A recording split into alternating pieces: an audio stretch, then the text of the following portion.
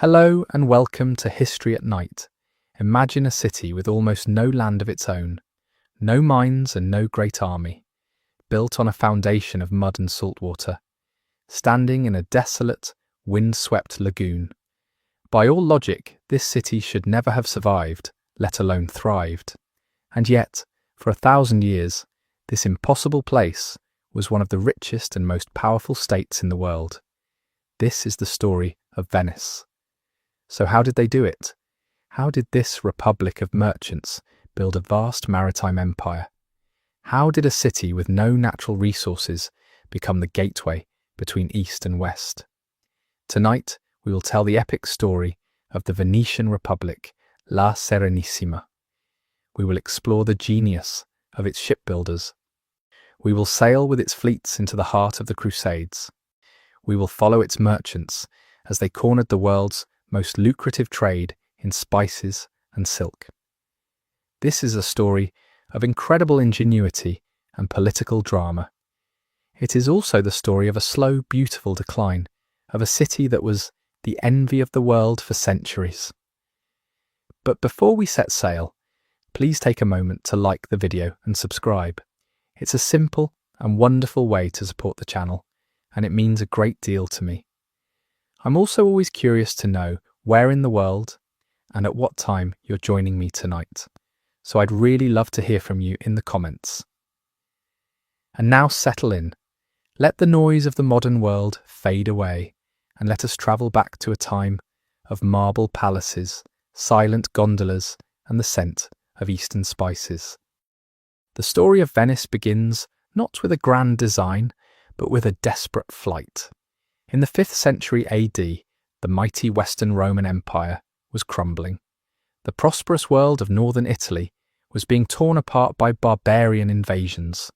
The most terrifying of these were the Huns, who swept down from the east under their leader Attila, leaving ruin in their wake. As their cities burned, the Roman citizens of the region, the Veneti, had to flee for their lives. They sought refuge in the one place a horse-mounted army could not follow. This was the vast and desolate lagoon on the coast of the Adriatic Sea. It was not a paradise. It was a hostile maze of mudflats, saltwater marshes, and small shifting islands.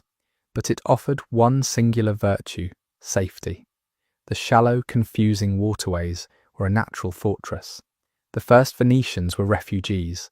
They were fishermen, salt pan workers, and farmers who had lost everything. On these small muddy islands, they began to build a new kind of settlement. Their new community was based not on the soil of the earth, but on the salt of the sea. But how do you build a city of stone on a foundation of mud? The Venetians developed an ingenious method. They drove thousands of long sharpened wooden piles deep through the soft mud. They pushed them down until they hit a layer of hard-packed clay below. This created a dense, underwater forest, a solid and stable foundation. On top of these pilings, they would lay thick platforms of timber. Only then could they begin to construct the stone foundations of their houses, churches, and palaces. They were, quite literally, building a city on top of an upside-down forest. This unique and challenging environment forged a new kind of people. Their roads were canals. Their wagons were boats. Their lives became oriented entirely towards the sea. This daily struggle with the water taught them pragmatism and resourcefulness. The city that was born from fear was not destined to remain a humble refuge. It was poised to use its unique position to become a power in its own right. As the small settlements of the lagoon grew into a single, thriving city, the Venetians faced a new challenge. They were officially part of the distant Byzantine Empire, but in reality, they were independent. They needed a leader to unite them. However, their history was one of fleeing the brutal tyrants and warring lords of the mainland. Their deepest fear was recreating the very system of one-man rule that they had escaped. Their solution to this dilemma was a political masterpiece, a system of government that would ensure their stability for 1,000 years. In the 8th century, they created the office of the Doge.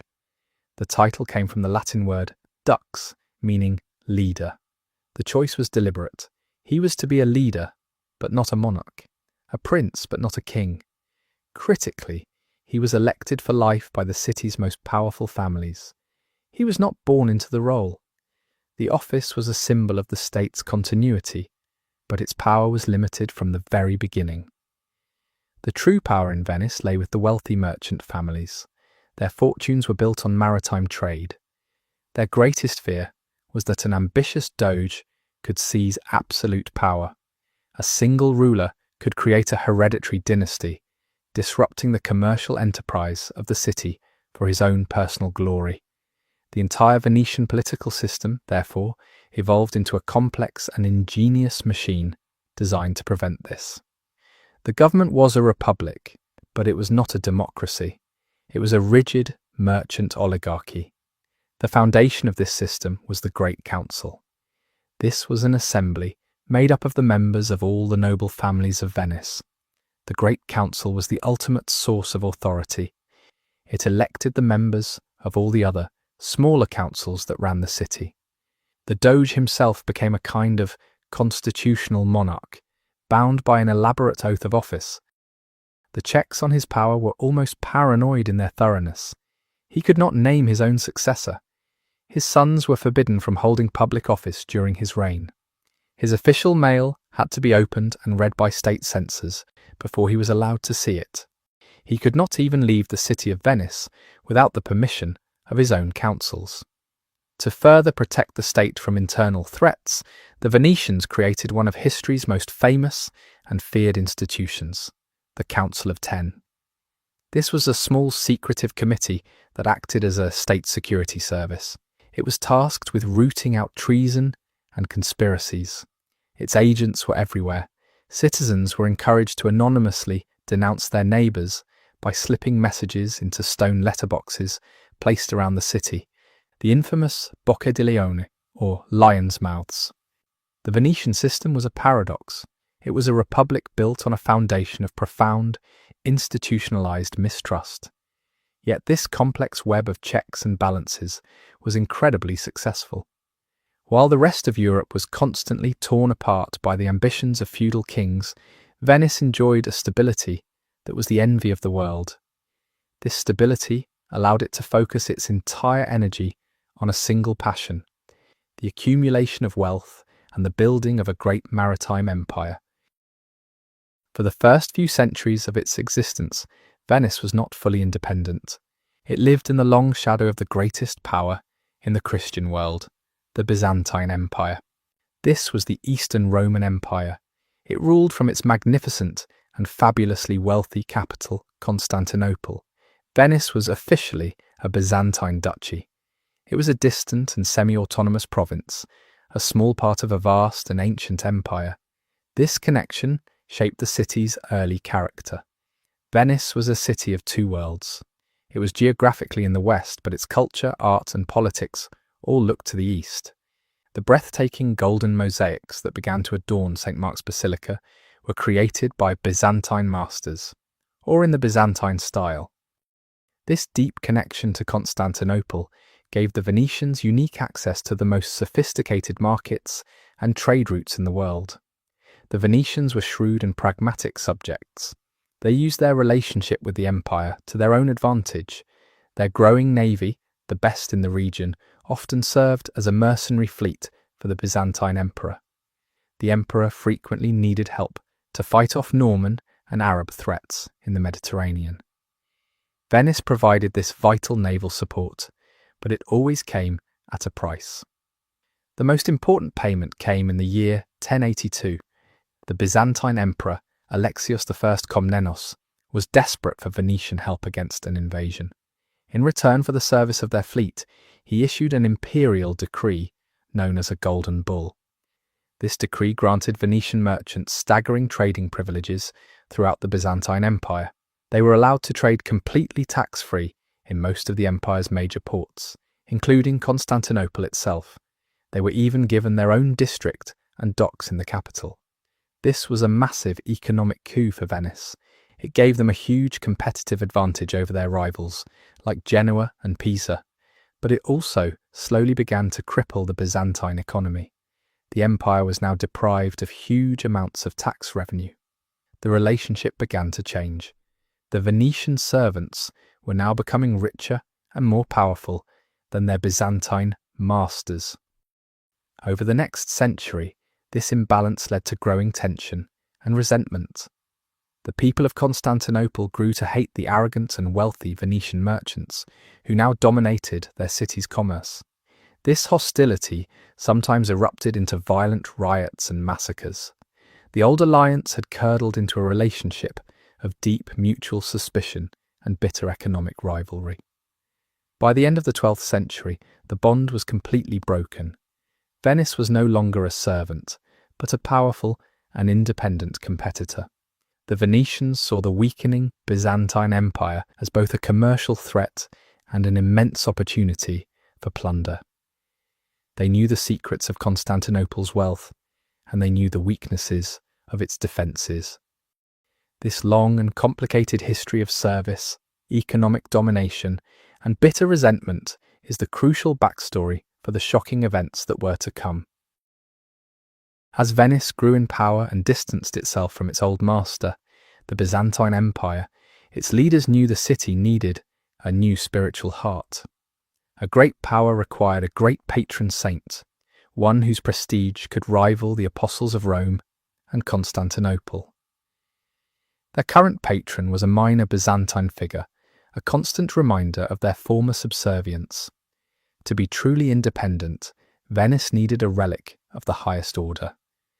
And so they set their sights on the body of St. Mark the Evangelist himself. There was just one problem. The sacred remains of St. Mark were housed in a shrine in Alexandria, Egypt, a city then under the control of the Muslim Caliphate. In the year 828 AD, two Venetian merchants, Buono da Malamocco and Rustico da Torcello, embarked on an audacious and sacrilegious mission. Their goal was a holy theft, an act of pious larceny, to bring the evangelist home to their city. The two merchants sailed to Alexandria. Through a combination of bribery and persuasion, they convinced the keepers of the shrine to let them take the saint's body.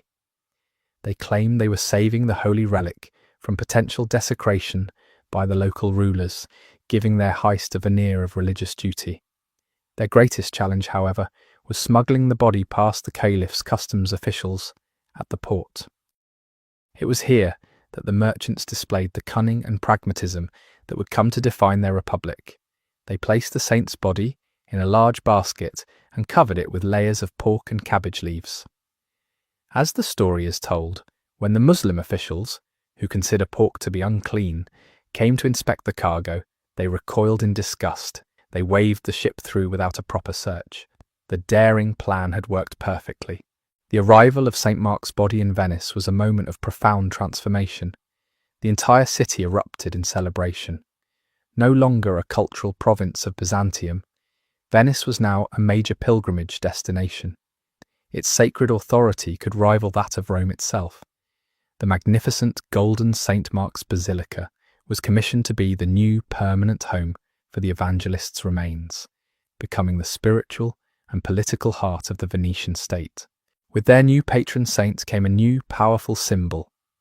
The traditional icon for St. Mark the Evangelist is a winged lion.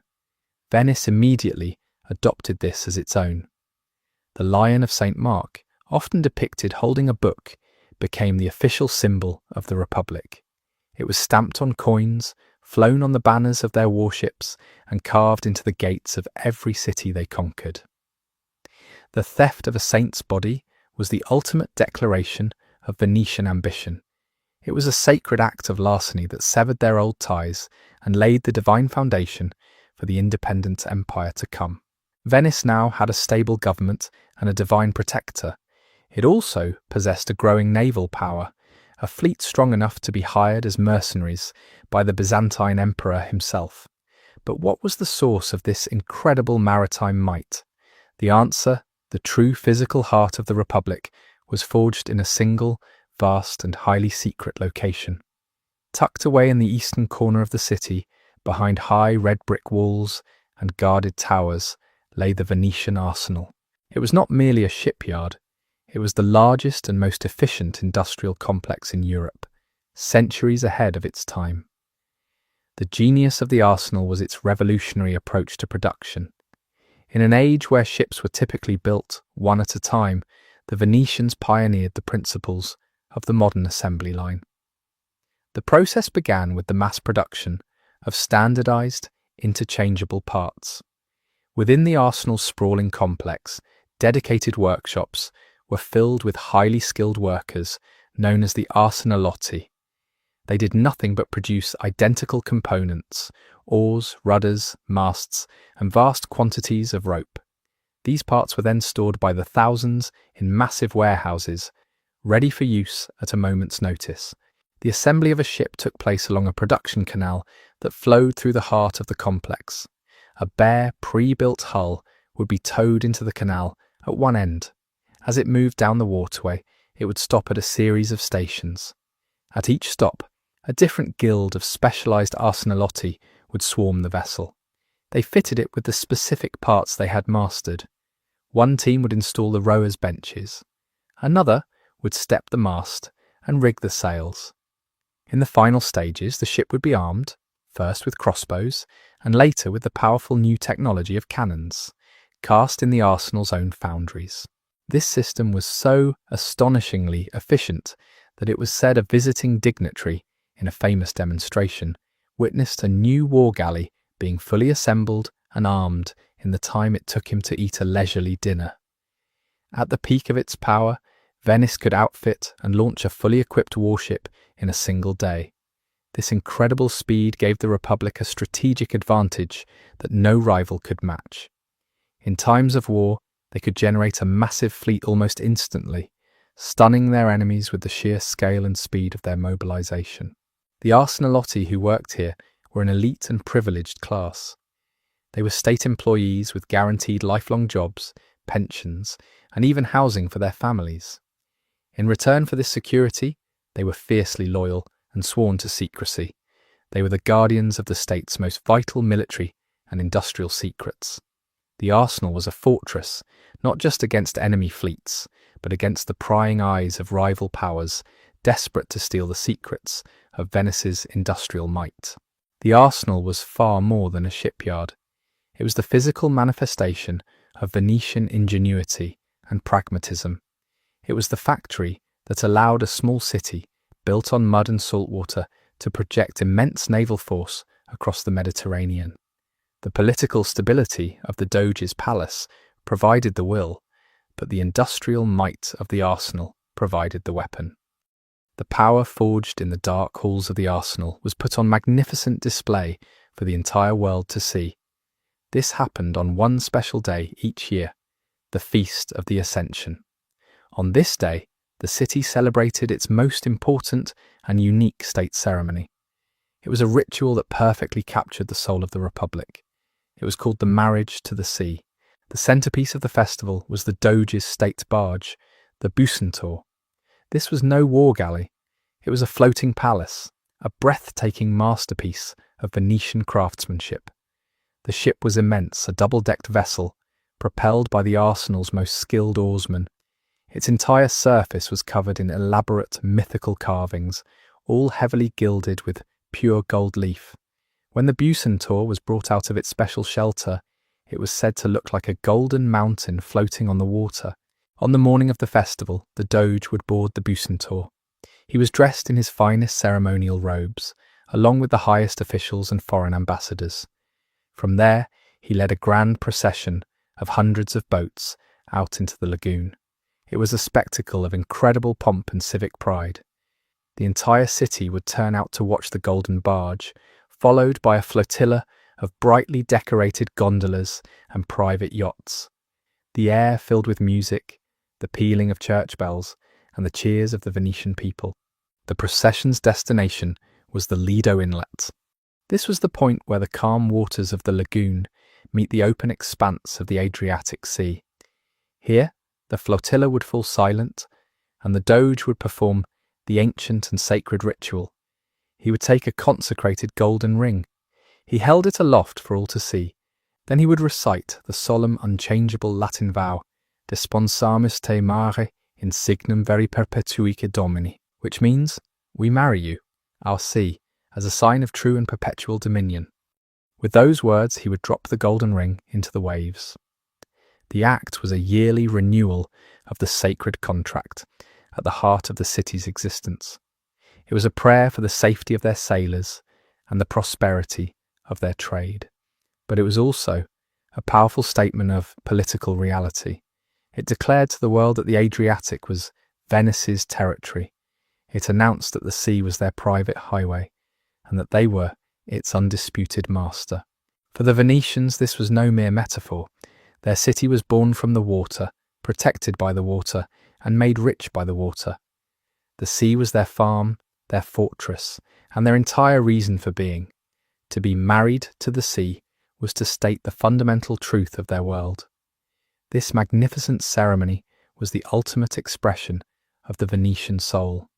It was a golden spectacle that proclaimed the source of all their power and glory.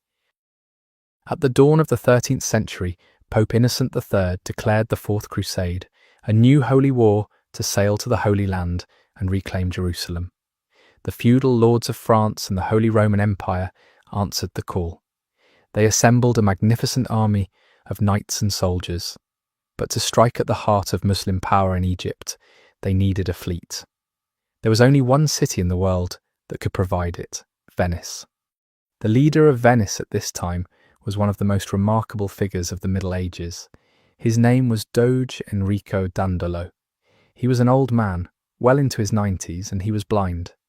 Yet his mind was as sharp as any man half his age, and his ambition for the glory of Venice was boundless. The Crusader envoys arrived and made their request. They needed a fleet to transport 33,000 men and 4,500 horses. Dandolo and the Venetians drove a hard bargain. They agreed to suspend all their normal commercial activities for over a year. They would dedicate the entire industrial might of the arsenal to this one massive project. The price for this service was a staggering 85,000 silver marks. The Crusaders agreed, and Venice went to work. In the summer of 1202, the Crusader army arrived at the Lido of Venice. A crisis immediately erupted. The army was far smaller than promised. Thousands of knights had taken different routes or dropped out. As a result, they could only pay a fraction of the enormous agreed-upon price. The situation was a disaster for both sides. A massive armed foreign army was now trapped on an island in the lagoon, unable to fulfill its holy vow. And Venice was on the brink of bankruptcy, its expensive new fleet sitting idle in the harbour. It was in this moment of crisis that the blind Doge Dandolo revealed his cunning genius. He made a proposal to the desperate Crusaders. They could, he suggested, pay off the rest of their debt, not in silver, but in service. Their first target, he announced, would not be Egypt. It would be the Christian city of Zara, a trading rival of Venice on the Dalmatian coast. The Crusaders were aghast. They had taken a sacred oath to fight the enemies of Christ. Now they were being asked to attack a fellow Christian city for the commercial benefit of Venice. Many protested this blatant hijacking of their holy mission. Some abandoned the crusade in disgust, but the majority, trapped in debt and desperate, reluctantly agreed. To seal the deal, the aged Enrico Dandolo performed a masterful act of political theatre. During a great mass in St. Mark's Basilica, he declared that he, despite his age and blindness, would personally take the cross and lead the crusade. The great fleet, paid for with Venetian silver and Crusader desperation, finally set sail. Dandolo's great gamble had paid off. He had successfully diverted the entire Fourth Crusade onto a new, unforeseen and controversial path, replacing its sacred purpose with the cold, hard logic of Venetian ambition. And so, in the autumn of 1202, the great Crusader and Venetian fleet appeared before the harbour of Zara. When the people of the city saw the massive armada, they were terrified. They were devout Catholics. They hung crucifixes and banners of the Pope from their city walls. They pleaded with the Crusaders not to attack their fellow Christians. The Pope himself had explicitly forbidden the act. He had threatened the entire army with excommunication, but the leaders of the crusade were trapped by their debt, and the blind Doge Dandolo was relentless. For Venice, this was business. The siege began. After a brief and brutal assault, the city of Zara fell to the Crusader army. The knights and soldiers, having now paid a portion of their debt in service, entered and sacked the city. It was a grim prelude to what was to come. The army wintered in the conquered city. It was during this cold and tense winter that the destiny of the crusade was changed forever. A new player arrived. He was a young, exiled Byzantine prince named Alexios Angelos. He made the Crusader leaders a breathtaking offer. He asked them to sail to Constantinople and help him take the throne. In return, he would pay their entire debt to Venice. He would also finance their onward journey to Egypt and submit the Orthodox Church to the authority of the Pope. For the French and German knights, this was a tempting justification. They could restore a rightful heir and unite the Church, all while solving their financial crisis. For the Venetians, it was the opportunity of a lifetime. Constantinople, the Queen of Cities, was the wealthiest metropolis in the world. It was also Venice's greatest commercial rival. The chance to place a friendly, indebted emperor on its throne was a prize for which Enrico Dandolo was willing to risk everything. In the summer of 1203, the Crusader fleet arrived before the immense legendary walls of Constantinople. The citizens of the world's greatest Christian capital were stunned to see a fellow Christian army at their gates. The initial assault was successful. The usurper on the throne fled. The young Prince Alexios was installed as co-emperor. But the triumph was short-lived. The new emperor quickly discovered that the city's treasury was empty. He was unable to pay the vast sums he had promised. Tensions exploded. The Crusader army, camped outside the walls, felt betrayed. They watched as a popular uprising overthrew their puppet emperor, who was brutally murdered. With no hope of payment, the Crusaders made a fateful decision. They would take their payment by force. In April of 1204, they unleashed a full-scale assault. The Venetian fleet played a crucial role. Their ships acted as floating siege towers, allowing them to storm the sea walls. After a desperate battle, the defences were breached. The Crusader army poured into the wealthiest city in Christendom. What followed was one of the most shameful events in medieval history. It was the Great Sack of Constantinople. For 3 days, the city was subjected to an orgy of looting, destruction, and murder. Palaces and churches were stripped of their priceless holy relics and ancient treasures. The great library was burned. Magnificent bronze statues were torn down and melted for coin. Venice played a shrewd and calculated game in the division of the spoils. The French knights took land, but Venice took the prizes that mattered most for a maritime empire. They looted the famous 4 bronze horses, a future symbol for St. Mark's Basilica.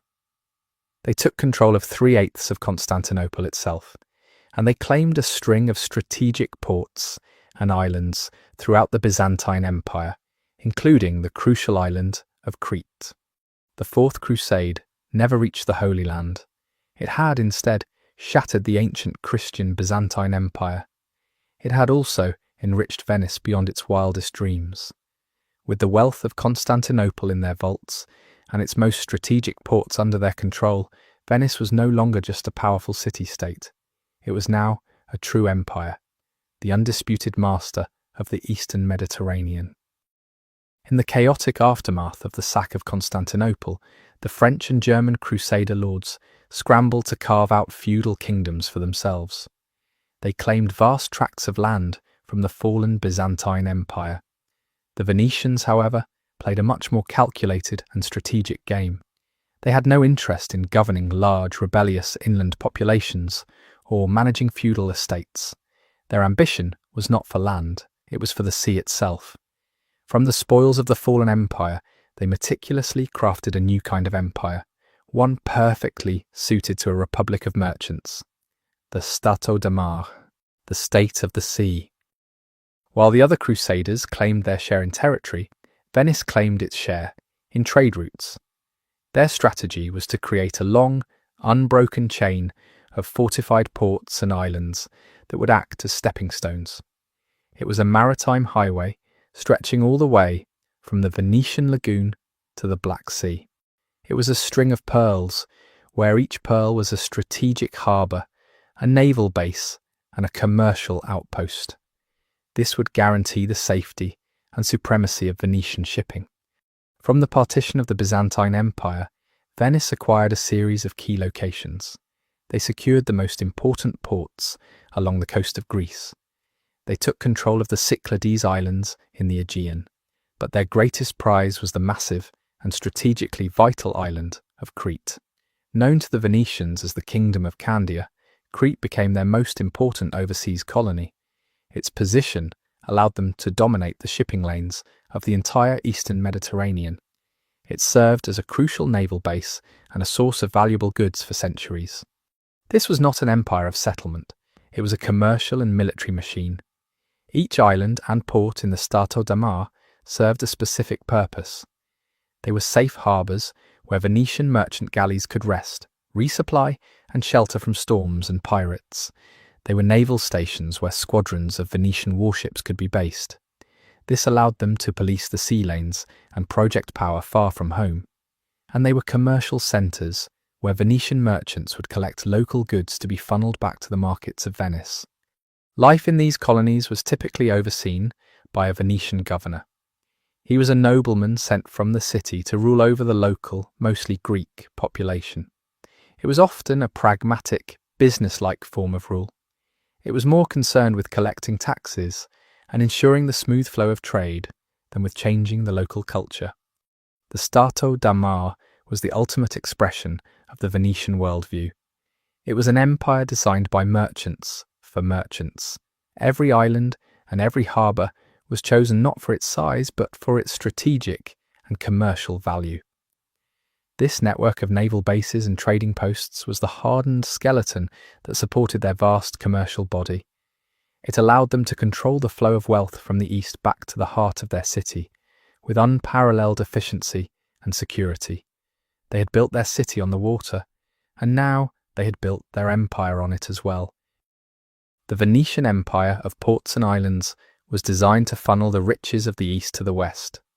But one Venetian's journey went far deeper, beyond the familiar trade routes, to the very source of those riches. His name was Marco Polo, and his story would become the most famous travelogue in history. The adventure began in 1271. Marco, then just a 17-year-old boy, set out from Venice with his father and uncle. They were merchants, and this was an ambitious trading mission. Their journey was not a swift voyage by sea, but a long, arduous trek overland, following the legendary network of paths known as the Silk Road. For 3.5 years they travelled, crossing the mountains of Anatolia, the deserts of Persia, and the towering Pamir Mountains, the roof of the world. Finally, they arrived at their destination, the opulent, almost mythical court of Kublai Khan, the Mongol Emperor of China. The Khan was a sophisticated and curious ruler, and he was fascinated by these strange men from a distant land. He took a particular liking to the young Marco Polo. He found him to be intelligent and a keen observer. For the next 17 years, Marco Polo did not just trade, he became an honoured emissary and official in the Khan's vast and powerful empire. He travelled all over China on the Khan's business, seeing wonders that no European had ever witnessed before. He saw cities of immense size, far grander than anything in Europe. He saw the burning of black stone, or coal for heat. He saw the use of paper money, a concept completely alien to the West. He witnessed the workings of the efficient Mongol postal system and heard tales of the distant islands of Japan. After 24 years away from home, the Polos finally received the Khan's permission to return. Their journey back was just as perilous, this time by sea, through the South China Sea and across the Indian Ocean. When they finally arrived back in Venice in 1295, they were almost unrecognisable, dressed in tattered Mongol clothing. Legend says that at first, their own family did not believe it was them. To prove their story, They cut open the seams of their rough clothes, and a river of priceless jewels, rubies, sapphires, and diamonds, hidden from pirates and bandits, poured out onto the table. Marco Polo's incredible adventure had one final ironic twist. A few years after his return, Venice was at war with its great rival Genoa. Marco, now a wealthy man, commanded his own galley in the Venetian fleet at the Battle of Curzola in 1298. The Venetians were crushed and Marco Polo was captured and thrown into a Genoese prison. It was there, in that prison cell, that he met a writer of romances named Rustichello da Pisa. To pass the time, Marco Polo dictated the entire story of his incredible journey to his cellmate. The resulting book, The Travels of Marco Polo, became an instant sensation. Though many at the time dismissed it as The Million Lies, a collection of fantastic fables, it was the first detailed and realistic account of the Far East that Europe had ever seen. It would inspire future generations of explorers, including Christopher Columbus himself, and would forever cement the legacy of a Venetian merchant who had journeyed to the end of the world and back. Venice had built an empire, and its merchants, like Marco Polo, had journeyed to the ends of the earth. But the great rivalry with Genoa, their powerful twin, on the other side of Italy, was not yet settled. One final brutal war was needed to decide the true master of the Mediterranean. This was the War of Chioggia, the last and most desperate struggle between the two lions of the sea. The war began in 1378. In a brilliant and daring move, the Genoese fleet achieved what no enemy had ever done before. They sailed into the Venetian lagoon itself. They smashed through the city's outer defences and captured the strategic port of Chioggia at the southern end of the lagoon. For the first time in its history, Venice was directly threatened, its own waterways occupied by a hostile fleet. This was the Republic's darkest hour. The enemy was at the very gates of the city. The Genoese fleet established a blockade, cutting Venice off from the sea, its only source of food and wealth. The city began to starve. The Genoese admiral, full of confidence, sent a message to the Venetian doge. He declared he would not grant peace until he had tamed the Lion of St. Mark itself, a promise of total conquest. In this moment of desperation, the Venetians mounted one of the most remarkable comebacks in naval history. They rallied every ship and every man they had left. They freed their best admiral, Vettor Pisani, from prison to lead them. He proposed a supremely audacious gamble, to blockade the blockaders. Under the cover of night, the Venetian fleet sailed south. They reached the narrow sea channels that led out of the Chioggia lagoon, the only escape route for the Genoese fleet. There, they sank old, heavy ships filled with stone, completely sealing the exits. The entire Genoese fleet, the victors of a moment ago, was now trapped inside the very harbour they had just conquered. The situation was completely reversed. The siege of Venice became the siege of Chioggia. For 6 grueling months, the Venetians held their position, cutting off all food and supplies to the trapped Genoese sailors. It became a brutal war of attrition. Finally, starving and with no hope of rescue, the once mighty Genoese fleet was forced into a humiliating and total surrender. The victory was absolute. The War of Chioggia had broken the back of Genoese sea power forever. While Genoa would remain a financial centre, its challenge for maritime supremacy was over. Venice now stood alone, the undisputed master of Mediterranean trade. Having vanquished its greatest rival in a war it had almost lost, the Republic was now truly free to enter its golden age. Venice now stood alone as the master of the Mediterranean. Its victory over Genoa had secured its trade routes. Its empire of ports and islands was a perfectly designed machine. This machine was created for a single purpose: to control the most valuable and profitable trade on earth. In medieval and Renaissance Europe, true wealth was not just gold, it was spice. Pepper, cloves, cinnamon, and nutmeg were commodities of almost unimaginable value. They were preservatives for meat, essential ingredients in medicine, and the ultimate status symbol for the rich. Their origins in the far-off spice islands of the east were a complete mystery to most Europeans. This made them seem magical and exotic. A small sack of peppercorns could be worth more than a man's entire lifetime of wages. A pound of nutmeg was often valued more highly than a pound of gold. For centuries, Venice positioned itself as the sole gatekeeper of this incredibly lucrative trade. The journey of the spices was a long and perilous one. They were carried by Arab and Indian sailors across the Indian Ocean. They were then moved by long camel caravans across the deserts of Arabia. They finally arrived at the great Mediterranean ports of Alexandria in Egypt and Aleppo in Syria. It was here, at the threshold of Europe, that the Venetians were waiting. Through a combination of advantageous diplomatic treaties with the sultans of Egypt, the raw power of their navy, and their network of strategic island colonies, Venice established a virtual monopoly.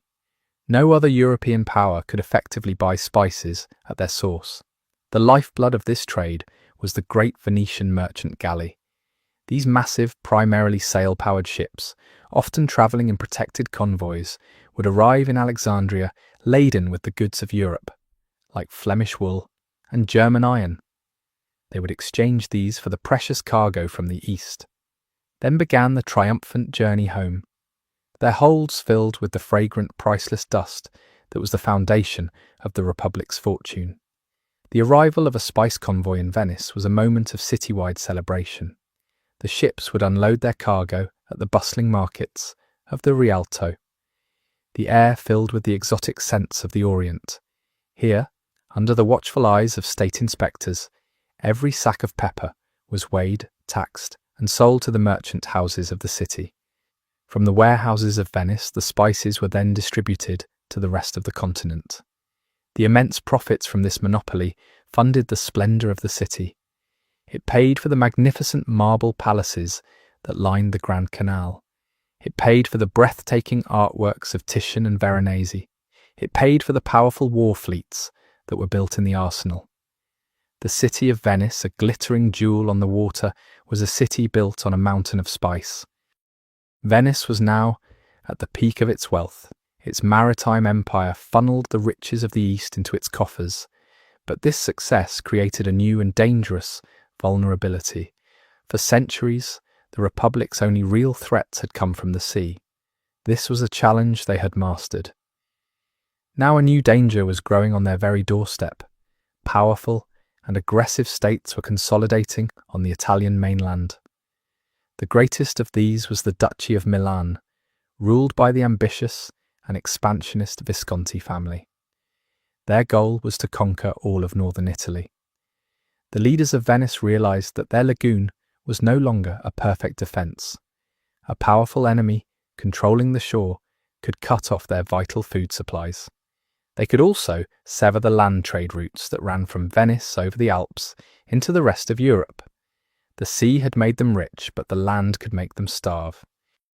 This new threat sparked a fierce political debate within the Doge's palace. One faction of nobles, the traditionalists, argued that Venice was a creature of the sea. They warned that getting involved in the treacherous and expensive land wars of Italy would be a disastrous mistake. It would betray the city's true nature. The other faction, the expansionists, argued that they had no choice. To remain secure, Venice had to control its own backyard. It needed to forge a deep, defensive buffer zone on the mainland. After a long struggle, the expansionist party won the debate. In the early 15th century, under the leadership of Doge Francesco Foscari, Venice made a radical shift in its grand strategy. It began a long and costly series of wars to conquer the territory behind it. This was the birth of the Stato di Terra, the state of the land.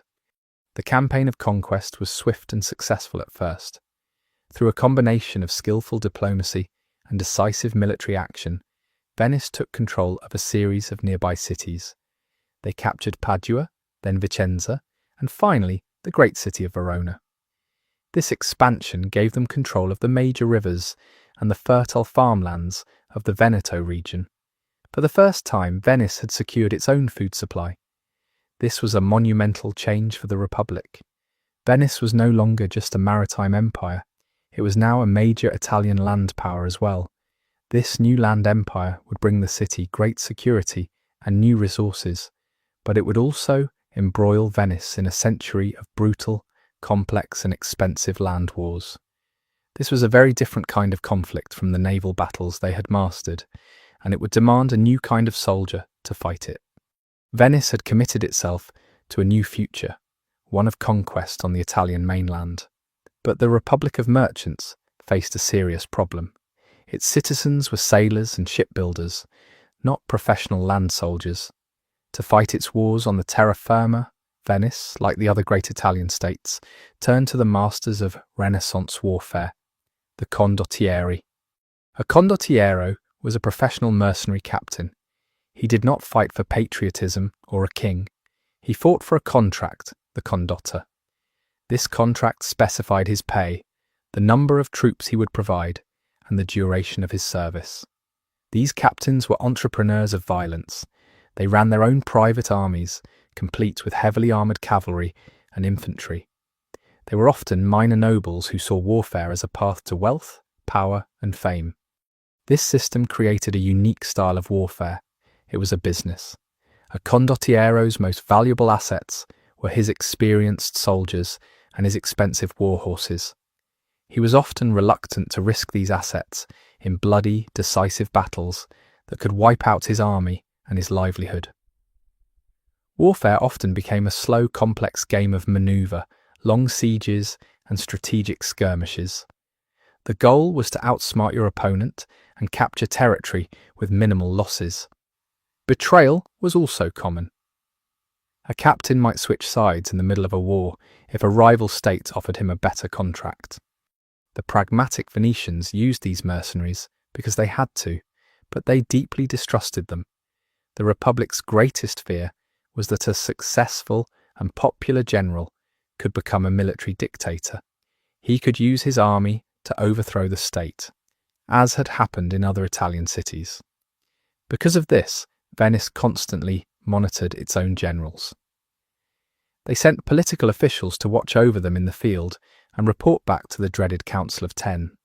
The most famous and tragic example of this mistrust is the story of the great general Francesco Busoni, known as Carmagnola. He was a brilliant condottiero, originally in the service of Venice's great rival, Milan. Venice hired him away with a massive contract, and he won several major victories for the Republic. He became a celebrated hero, but the state soon began to suspect his loyalty. They questioned his lack of aggression in later campaigns, suspecting he was secretly in contact with his former employers in Milan. In 1432, the Venetian government acted with chilling precision. They invited their celebrated general back to the city, supposedly to discuss future strategy. Carmagnola was welcomed with great honour at the Doge's palace, but as he entered a side chamber, the doors were locked behind him. He was arrested by order of the Council of Ten. After a secret trial for treason, he was found guilty. He was led out into the Piazzetta San Marco, between the two great columns, and publicly beheaded. The story of Carmagnola was a brutal and unmistakable message to all who would serve the Republic. Venice would use the condottieri to conquer its land empire, but it would never, ever trust them. This was the violent and paranoid world of Renaissance land warfare. It was the price Venice had to pay to forge and defend its Stato di Terra, its empire on the land. But the story of Venice is one of constant contrast. While its hired generals fought grimly on the dusty plains of Italy, the city they were protecting was being transformed by a river of gold flowing from the east. This incredible wealth didn't just fund wars, it created a unique and magnificent way of life. The great spice convoys brought unimaginable wealth into Venice. This wealth transformed the city, funding its art and architecture. It also shaped the daily life on its unique watery streets. And no symbol is more connected to the life of the city than its most famous vessel, the gondola. For centuries, the canals of Venice were its roads. Everything and everyone moved by boat. The gondola evolved as the perfect vehicle for this unique environment. Its design is a work of subtle genius. It is long and slender to navigate the narrowest canals. It has a flat bottom to clear the shallow waters. And most cleverly, its hull is asymmetrical, built with a slight curve. This asymmetry is what allows a single gondolier, standing at the stern with a single oar, to propel the boat in a straight line. The gondoliers themselves were a powerful and respected part of Venetian life. They were members of a historic and tightly controlled guild. They knew the secrets of the city's labyrinthine canal network better than anyone. They were the city's taxi drivers, its confidants, and the silent witnesses to its many secrets. During the height of the Renaissance, the gondola became a symbol of status. Wealthy, noble families competed fiercely to own the most lavishly decorated boat. They adorned their gondolas with rich, colourful fabrics, intricate carvings, and gleaming gold leaf. The canals were filled with these magnificent, floating displays of private wealth, a stark contrast to the Republic's ideal of public modesty. The state decided to put a stop to this ostentatious competition. In 1562, the Venetian government passed a sumptuary law. This was a law designed to curb extravagant spending. It decreed that all gondolas, with the exception of a few ceremonial state boats, must be stripped of their decorations and painted a uniform, simple black. This law perfectly encapsulated the Venetian mindset. It enforced a public image of sober republican equality, forcing the city's powerful nobles to conceal their immense wealth behind a veil of uniformity. The black gondola became an icon. It was a symbol of the unique culture of Venice, a city of outward modesty that hid a world of private luxury. This law, controlling even the colour of a boat, was a perfect example of the Venetian state's power over the public and private lives of its citizens. And this obsession with control extended from the canals into the most sacred and dangerous realm of all, religious belief. Across Renaissance Europe, the Catholic Church had a powerful and feared tool for enforcing its doctrine. It was called the Inquisition, a special court tasked with finding and punishing heresy, beliefs that contradicted the official teachings of the Church. But the Republic of Venice, as always, did things its own way. While it was a devout Catholic state, it famously insisted on running its own state-controlled Inquisition. The reason for this was pure pragmatism. The Venetian state was built on international trade. Its city was a cosmopolitan melting pot. It was filled with foreign merchants, including German Lutherans, Orthodox Greeks, and Jews. An overly zealous Rome-controlled Inquisition could have triggered diplomatic incidents. It could have disrupted the vital trade relationships that were the lifeblood of the city. For Venice, commercial stability was just as important as religious purity. The Venetian system was unique. The tribunal itself was composed of religious figures. This included the papal nuncio and the Patriarch of Venice. But there was a crucial difference. 3 lay observers were required to be present at every trial. These were Venetian noblemen, appointed by the state, known as the Savi all'Eresia. These observers had no vote in the verdict, but their presence ensured that the state monitored all proceedings. The interests of the Republic were always protected. They could suspend a trial if they felt it was politically motivated or damaging to Venice. As a result, the Venetian Inquisition was generally considered less brutal. It was more pragmatic than its counterparts in Spain or Rome. Its focus was on public repentance and conformity, not on mass executions. While it did prosecute people for heresy, its methods were always tempered by the state's need for stability. They were especially concerned with the city's large German merchant community. They feared the spread of Protestantism could become a source of political unrest. This independent streak led to constant tension with the papacy in Rome. The Pope saw Venice's state-controlled Inquisition as a challenge to his authority. This was part of a larger pattern for the Republic. Venice consistently prioritized its own state interests over the demands of the Church, a stance that was unique among the Italian states. The Venetian Inquisition is a perfect example of the Republic's unique character. It was a city that managed to be both deeply pious and fiercely independent. It found a way to balance the demands of faith with the practical necessities of running a global commercial empire. Even in the sacred and terrifying matter of heresy, the final loyalty of Venice was to the state and to the stability of the Republic. But that hard-won stability, so carefully guarded from within, was about to face its greatest ever threat from the outside. Venice's golden age of commercial supremacy was not destined to last forever. Throughout the 15th and 16th centuries, a formidable new power rose in the east, the Ottoman Empire.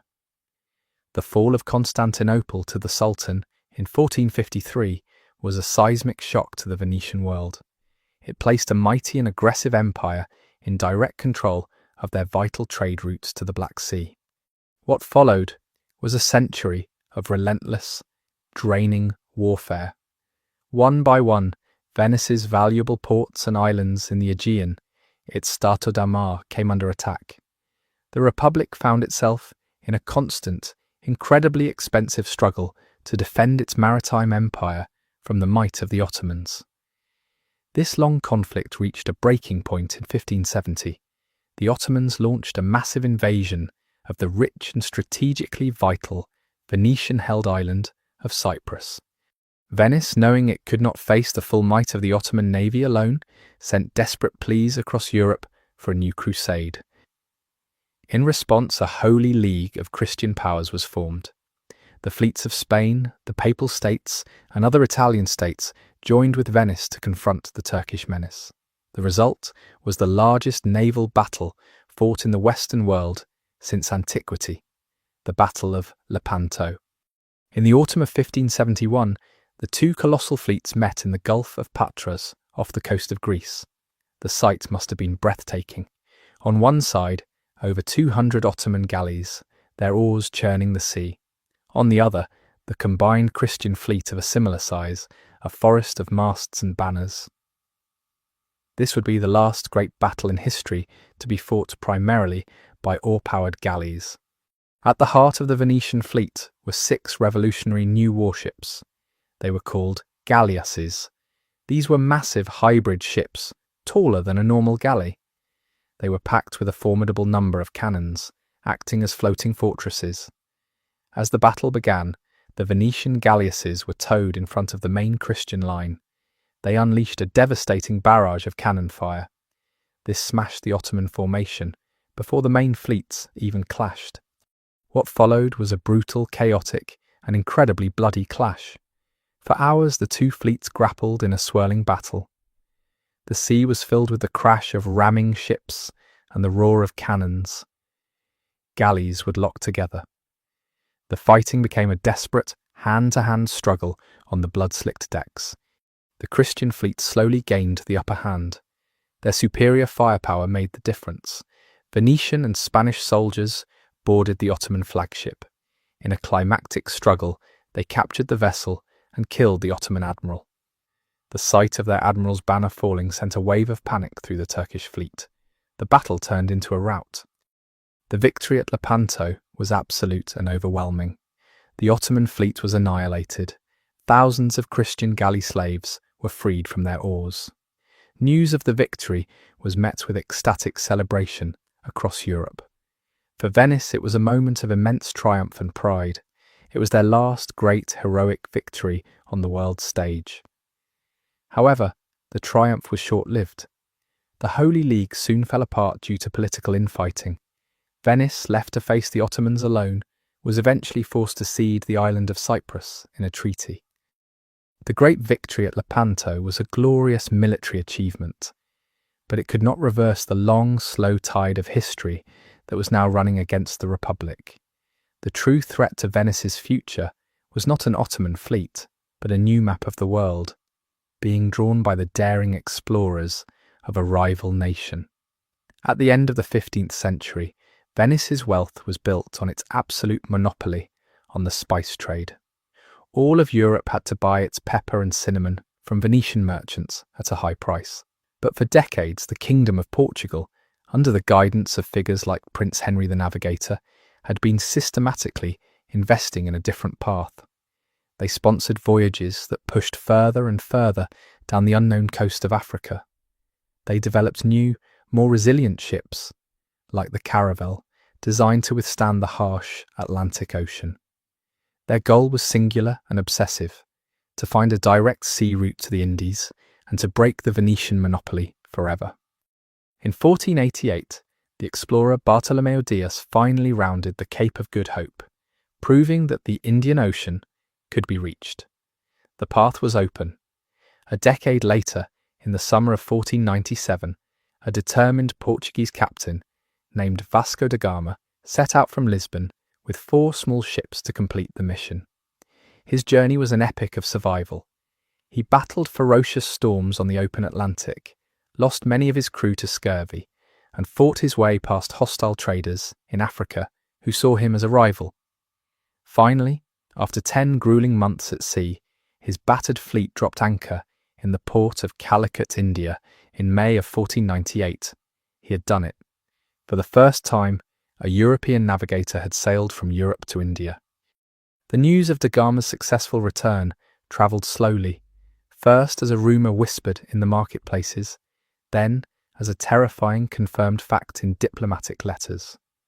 When the news was finally made public in Venice, it was met with horror. The Venetian diarist Girolamo Priuli wrote that it was the worst news the Republic could ever have received. The far-sighted merchants of the city understood the devastating implications. Their entire economic model was now obsolete.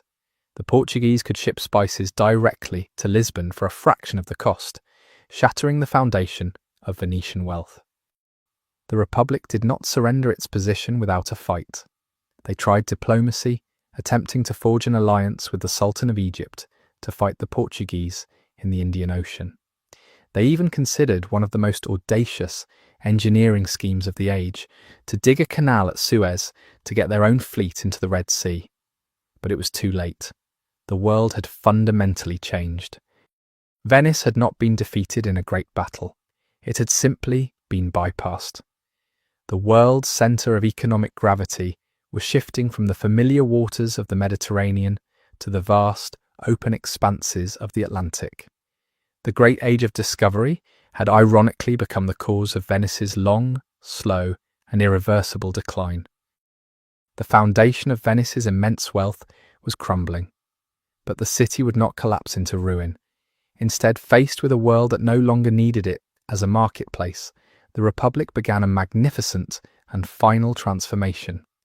It decided that if it could no longer be the world's most powerful city, it would become its most beautiful, most captivating, and most entertaining one. As its political power slowly faded throughout the 17th and 18th centuries, its cultural power exploded. Venice became the essential destination on the Grand Tour. This was a rite of passage for wealthy young men from across Europe, especially from Britain. They journeyed to the continent to complete their education, and Venice was their playground. They came seeking not its commercial power, but its artistic treasures, its beautiful music, and its legendary reputation for sophisticated and decadent freedom, far from the rigid social rules of their home countries. The ultimate expression of this new identity was the famous Carnival of Venice. It was not a short festival, but a months-long season of public celebration and masquerade balls that took over the entire city. The central feature was the mask. Behind a simple papier-mâché mask, a nobleman could mingle with a commoner, and a commoner could feel like a king. The anonymity of the mask dissolved the city's rigid social structures. It created an atmosphere of intrigue, romance, and illicit adventure in the labyrinthine streets. This was the era when Venice became the undisputed capital of pleasure. The city opened the Western world's first public and legal gambling house, the Ridotto. Here, under the watchful eyes of the state, masked aristocrats and wealthy travellers would risk entire fortunes in silent, high-stakes games of chance. It was also the golden age of the famous Venetian courtesans, highly educated and cultured women who were celebrated in art and poetry. and it was the birthplace of public opera, with magnificent theatres attracting the best singers and composers in the world. This final era was also a last brilliant golden age for Venetian art and music. It was the city of the composer Antonio Vivaldi. His vibrant and energetic concertos, many written for the all-female orchestra at the city's orphanage, became the soundtrack to this gilded age. It was also the city of the great view painter, Canaletto. His breathtakingly detailed and sun-drenched paintings of the Grand Canal and St. Mark's Square were the ultimate souvenirs for the Grand Tour travellers. His work was so precise and evocative that it defined the world's image of Venice for centuries to come. As the 18th century drew to a close, Venice was a city of breathtaking beauty. It was also a city of profound political stagnation. The Republic was a living museum, a capital of pleasure, but its military was a shadow of its former self. Its ancient oligarchic government was ill-equipped to deal with the violent new forces that were about to be unleashed upon Europe. That new force was the French Revolution. Its instrument was a brilliant and utterly ruthless young general named Napoleon Bonaparte. In 1796, Napoleon's revolutionary army swept into northern Italy. It shattered the old Austrian-led order in a series of lightning-fast victories. The Republic of Venice, clinging to its long-held tradition of neutrality, desperately tried to stay out of the conflict. But in this new age of revolutionary warfare, there was no room for neutrality. Napoleon, having conquered the surrounding lands, accused Venice of being secretly hostile to France. He marched his armies to the very edge of the lagoon. For the first time in over 1,000 years, a hostile army stood at the shores of Venice. Napoleon issued a stark ultimatum to the Doge and the Great Council. They must dissolve their ancient government and establish a new, democratic municipality aligned with France. If they refused, his army would be an Attila for the Venetian state. The threat was clear: surrender or face total destruction. The final agonizing debate took place within the Doge's palace. The ruling families of Venice were assembled in the great council chamber. Their faces were pale with fear. They knew the reality of their situation. Their small army was no match for Napoleon's hardened veterans. Their city was indefensible against modern artillery placed on the shore. They were faced with an impossible choice. They could make a heroic but suicidal last stand, which would see their magnificent city burned and looted, or they could accept a quiet, humiliating surrender that might at least preserve Venice itself. On May 12, 1797, the last Doge of Venice, Ludovico Manin, addressed the council with tears in his eyes. He told them that the Republic was finished. He urged them to accept the French terms. As the vote was being taken, the sound of a few musket shots from outside sent a wave of panic through the chamber. Believing a revolt had begun, or that the French were already attacking, the noblemen voted in a rushed and undignified scramble. The 1,000-year-old Republic of Venice did not end with a roar of defiance. It ended with a whimper of fear. The final moments were filled with a profound and quiet sadness. Doge Ludovico Manin returned to his private apartments. He removed his ducal cap, the corona ducale, and handed it to his servant, saying simply, "Take it, I shall not be needing it again." A few days later, French troops entered St. Mark's Square, the first time a foreign army had ever occupied the city. They looted its treasures. They took the 4 great bronze horses from the basilica and shipped them to Paris as spoils of war. The magnificent golden Bucentaur was publicly broken apart and burned for its gold. The surrender to Napoleon in 1797 marked the end of the 1,000-year-old Republic of Venice. The great political and military power was gone forever. For the next several decades, the city itself became a prize, passed between the empires of France and Austria, before finally joining a newly unified Italy in 1866. But while the Venetian state was dead, the city and the idea of Venice remained. Its true legacy was no longer in its fleets or its colonies, but in the profound and lasting mark it had left upon the world. That legacy can still be found in the very language of modern finance and commerce. As the pioneers of international trade and early capitalism, the Venetians gave us many of the words we still use today. The word bank comes from the Italian banca, the simple bench a merchant would use in the square to conduct his business. Accounting terms like debit and credit were perfected in the ledger books of Venetian merchants. And the word quarantine comes directly from their public health policy of isolating ships for 40 giorni, or 40 days, a practice born from their constant struggle with the plagues that arrived on their trading ships. The most visible legacy, of course, is the city itself. To walk through Venice today is to walk through a living museum. To stand in St. Mark's Square is to be in the grand reception room of the Republic, surrounded by the glittering, Byzantine-influenced mosaics of St. Mark's Basilica and the seat of 1,000 years of government in the Doge's palace. From the palace, you can cross the famous Bridge of Sighs into the grim state prisons. You can still see the high red brick walls of the arsenal and imagine the thousands of workers who once launched a fleet in a day.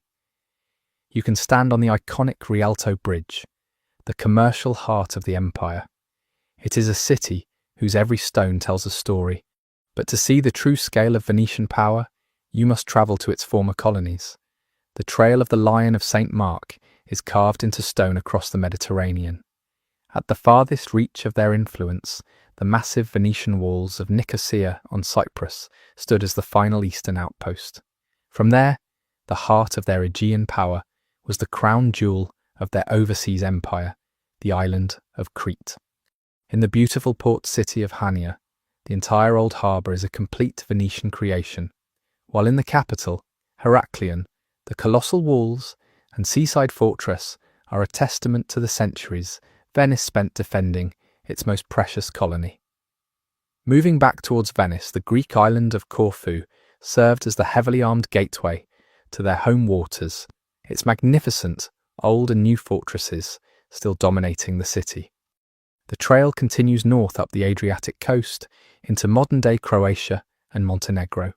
The breathtaking fortifications of Kotor and the defensive works of Zadar, the very same city of Zara from our story, showcase their absolute dominance of this coastline. These great fortresses of the sea are so significant that they are part of a grand UNESCO World Heritage Site called the Venetian Works of Defence. This same site also honours the fortifications of Venice's powerful land empire, the Stato da Terra. On the Italian mainland, the powerful walls of Bergamo still loom over the modern city, a 4-mile circuit of massive stone bastions and monumental gates encircling the entire historic hilltop town. At Peschiera del Garda, the Venetians transformed an island at the mouth of a river into a formidable pentagonal fortress, its powerful ramparts rising directly from the waters of the lake. And on the eastern frontier stands the incredible fortress city of Palmanova, a perfect 9-pointed star designed by the most brilliant military architects of the Renaissance. A stunning and complete example of a utopian city built as an ideal military machine. It is a final powerful testament to Venice's need to fight and build on both land and sea. These are not just beautiful tourist sites, they are the enduring stone and marble echoes of a city that once commanded the sea, the powerful footprints of the Lion of St. Mark, still visible to any traveller who knows where to look. In the end, Venice's greatest legacy is its story. It is the story of a community born from fear, in a place with no natural advantages, that used its ingenuity, its political stability, and its ruthless focus on the sea to become one of the most powerful and influential states in the world. The Lion of St. Mark no longer rules a great maritime empire, but the spirit of the impossible city built on water, the most serene republic, continues to endure as a timeless testament to human resilience and ambition. And so, our story of Venice comes to a close. It has been a true pleasure to be your guide through the history of this unique and beautiful republic. Thank you for listening. Until our next journey into the past, I wish you a calm and peaceful night.